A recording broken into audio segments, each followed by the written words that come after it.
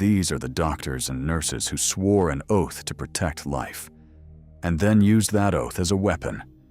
They walked hospital corridors in scrubs and white coats. They held the hands of dying patients. They comforted families. And behind that trusted uniform, they were some of the most prolific serial killers the world has ever seen. A landmark study published in the Journal of Forensic Sciences reviewed decades of criminal cases and found 90 prosecutions of healthcare workers for serial murder between 1970 and 2006. 54 were convicted. Nurses made up 86% of those prosecuted. And behind those convictions sat a staggering number, over 2,000 suspicious deaths that were never fully explained. These killers didn't need to stalk victims or lure strangers into traps. Their victims came to them, willingly, trusting them completely. And that is what makes these cases so disturbing. Let's start with the deadliest of them all. Harold Shipman was the most popular doctor in Hyde, a quiet town in Greater Manchester, England. His waiting list was a year long. Patients adored him. He made house calls. He sat with the elderly. He was the kind of family doctor people wished they still had. He was also the most prolific serial killer in modern British history.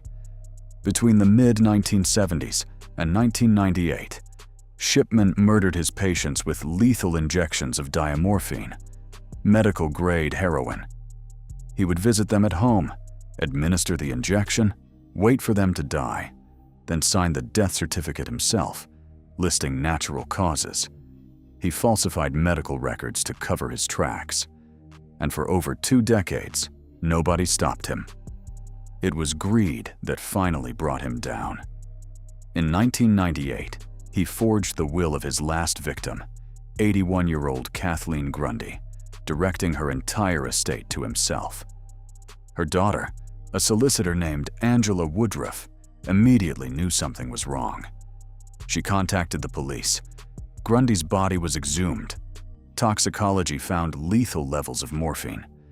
And when investigators pulled Shipman's computerized records, they discovered he had been altering patient files after the fact, but the system had quietly logged every change, complete with timestamps.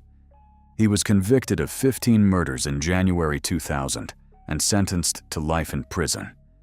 But a subsequent public inquiry led by Dame Janet Smith concluded that he had killed at least 215 patients. The real number may be closer to 250. His youngest victim was 41. His oldest was 93. Most were elderly women who trusted him completely. Shipman never confessed. He hanged himself in his prison cell on January 13, 2004, one day before his 58th birthday. Now, if Shipman represents the horror of a trusted doctor, then Beverley Allitt represents something even harder to process, because her victims were children. In February 1991, 22-year-old Allitt began working as a nurse on the children's ward at Grantham and Kesteven Hospital in Lincolnshire. Within 59 days, 4 children were dead, and 9 more had suffered unexplained collapses, cardiac arrests, and breathing failures. All on her shifts, all while she was the nurse in charge. She killed them with injections of insulin, potassium, and air. She suffocated them. She tampered with their oxygen. Her youngest victim, Liam Taylor, was just 7 weeks old. Claire Peck was 15 months.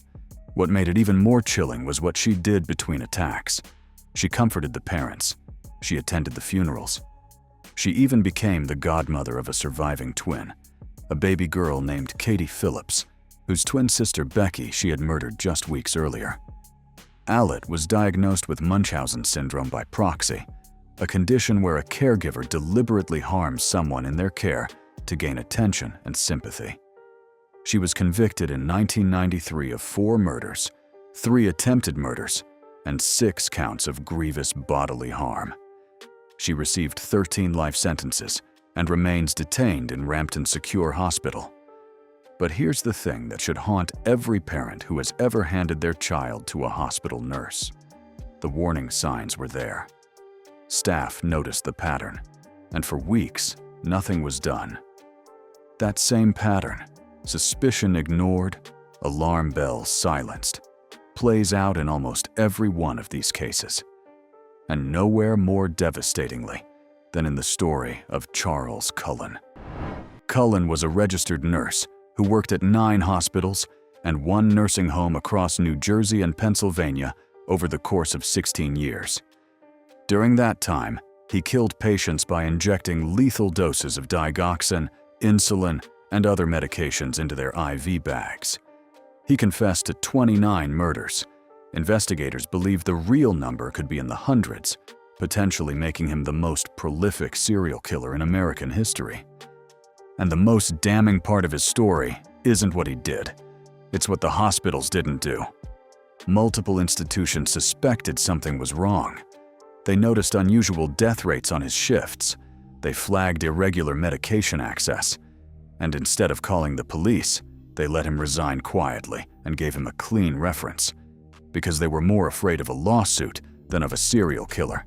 Cullen moved from hospital to hospital for 16 years. Each one passed him along to the next, like a ticking time bomb.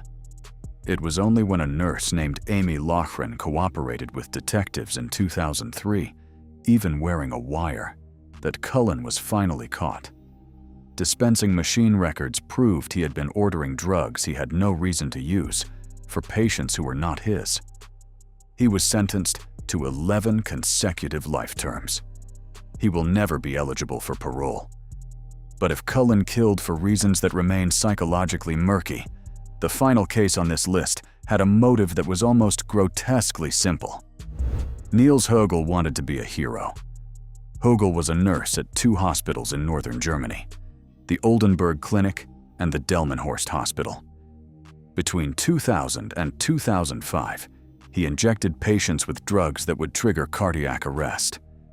Then, as alarms blared and the patient flatlined, he would rush in and attempt to resuscitate them.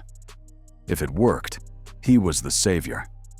If it didn't, and it often didn't, the patient was dead, and nobody questioned a cardiac death in an intensive care unit. He was convicted of 85 murders in June 2019, making him the deadliest serial killer in post-war German history. Investigators believe the true toll could exceed 200. His victims ranged in age from 34 to 96. The scale was so enormous that over 130 bodies had to be exhumed across Germany, Poland, and Turkey. The presiding judge, Sebastian Bührmann, told the courtroom that he felt like an accountant of death. And just like every other case in this video, colleagues had noticed. As early as 2001, staff at the Oldenburg Clinic flagged that 58% of cardiac resuscitations on the ward were happening during Högel's shifts. He took 3 weeks of sick leave. The death rate dropped immediately, and when he came back, it spiked again. Nobody called the police. That is the thread that connects every one of these cases. It's not just that these doctors and nurses chose to kill. It's that the institutions designed to protect patients, the hospitals, the licensing boards, the oversight systems, failed at every level. They prioritized reputation over safety. They feared lawsuits more than body counts.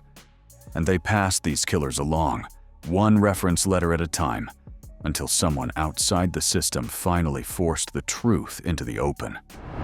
A daughter who knew her mother's will had been forged, a nurse who agreed to wear a wire, a colleague who caught an injection that should never have been given. Every time, it took an act of individual courage to stop what the system refused to see. These were the doctors and nurses who were trusted to heal, and they chose to kill. The question that should terrify all of us isn't just how they did it, it's how long they were allowed to. Subscribe, and we'll keep pulling back the curtain on the cases the world tried to forget.